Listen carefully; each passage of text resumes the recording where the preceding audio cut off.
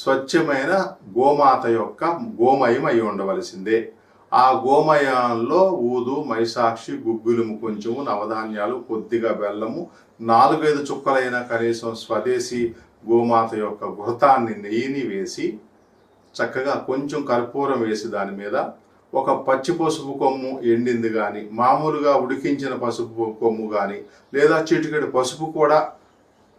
జ్వాల రాకుండా చక్కగా వేసి ఆ పొగని గృహంలో,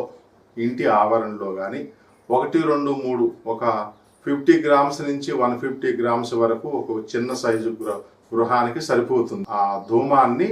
మీరు మీ కుటుంబ సభ్యులు, మీ పెంపుడు జంతువులు, మీ ఇంట్లో ఉండే వృక్షాలతో సహా చిన్న చెట్లు, పెద్ద చెట్లు అవన్నీ కూడా పీల్చటం వల్ల